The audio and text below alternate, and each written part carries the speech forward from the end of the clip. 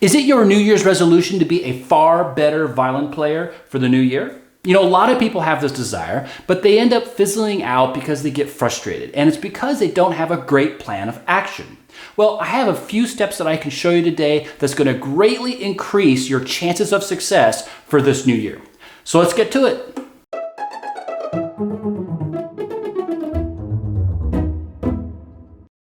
So from my own personal experience as a player and as a teacher who's taught hundreds of students, I've seen that people who are the most successful with stringed instruments are people who generally follow the same rules or steps as people who are successful in many other areas in their life.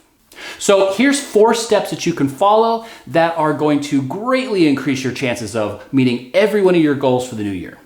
So number 1 is have a very clear picture of what your goal is. The clear picture that you have of exactly what your goal is going to greatly increase your chances of achieving that goal. In fact, if your picture is so clear, it'll seem like you've almost already achieved it. It's just a matter of time.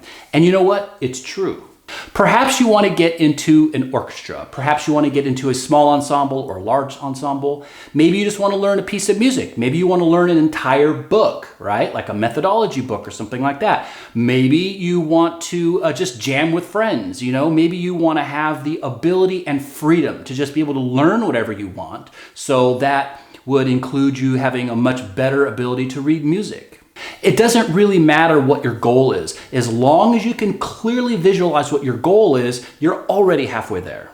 Okay, so step number 2 would be developing steps to achieve your goal. Now, the trick of this is that you want to break down the steps to be as small as possible, right? The smaller the steps, the less frustrating, the less scary they might seem to you. If they're really small, you say, oh, I only have to do this little bit every day, and then it just accumulates over time. So, for example, let's say you want to learn an entire book, okay? So let's say you're going through the Suzuki book series and you're on book 3. I don't know how many pieces are in that book, but let's just say there's, 23 songs in that book, okay? So let's say each song is approximately 2 pages long, okay? So you want to make it your goal to learn a song, every 2 weeks, let's say, okay? So now okay, I have 2 weeks to learn all the notes and try to polish up these notes, make them sound as good as I can in 2 weeks. Well, how do I do that? Okay, well, let's say each piece is 2 pages, okay? So now you know that you need to learn, 1 page per week.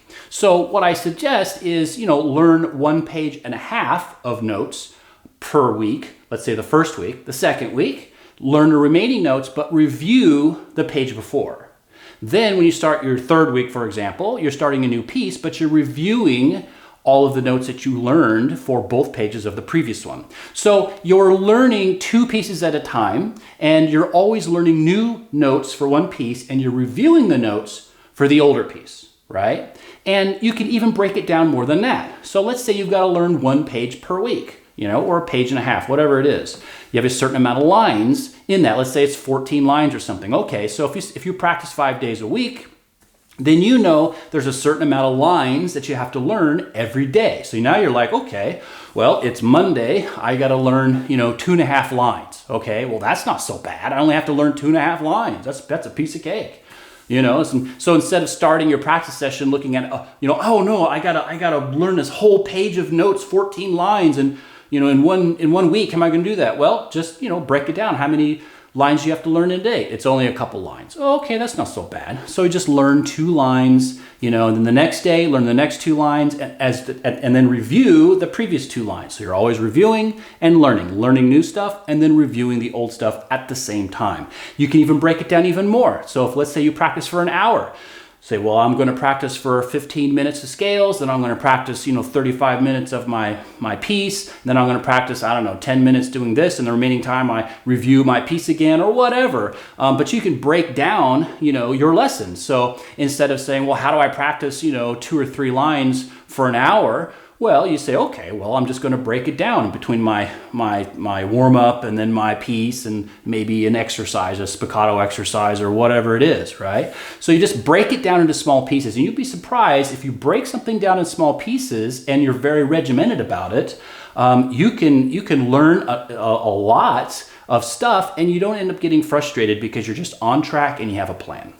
Okay, so the third thing is to be consistent. That's super important. And I can tell you from personal experience, I can tell you from seeing a lot of different students that if you're consistent about your practice, you're going to be way more successful in general than people who practice a lot, fewer times. So let's say you got a person who practices a ton, like 2 days a week or 3 days a week. The person who's really consistent 5 or 6 days a week is going to probably do a lot better than a person who's totally inconsistent. And one of the big reasons for consistency is because you want to develop a habit. So humans are habitual creatures. We like to kind of do the same thing every day. So you just set aside a time to practice, whatever it's in the morning, afternoon, after lunch, after school, before school, whatever it is, right before you go to bed, doesn't matter.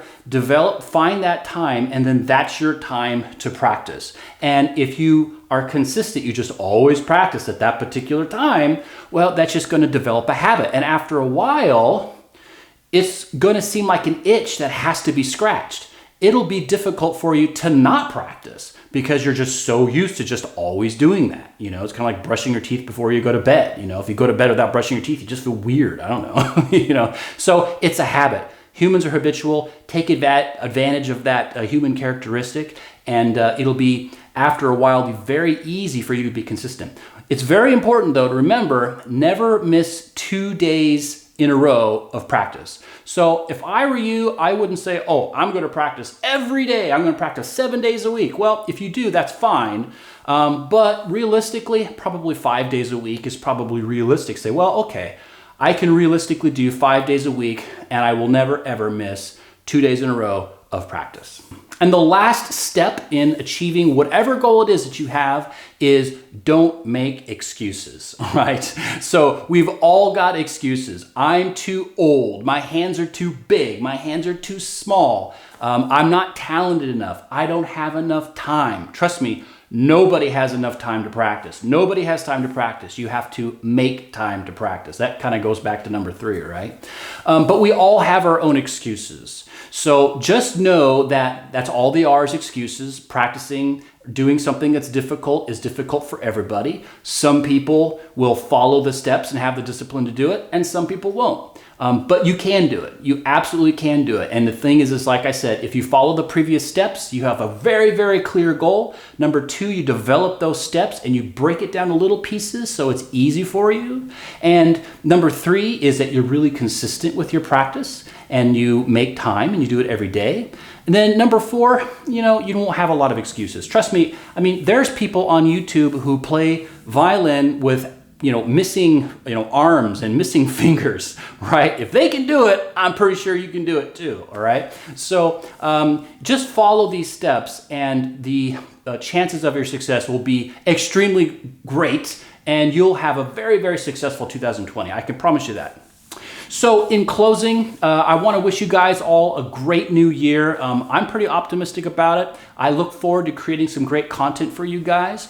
And, as usual, I always say, hey, put your questions or comments, please, in the videos, because that's where I get my ideas for videos from. I need ideas. I'm kind of running out from time to time. So put your questions down there, and more than likely, if you have some ideas for videos or you have some questions, I'll probably make a video because of it. In fact, most of my videos are a result of your guys' questions and comments. So as usual, I look forward to seeing you guys in the next video. I hope you guys have a nice rest of the week, and don't forget, happy practicing.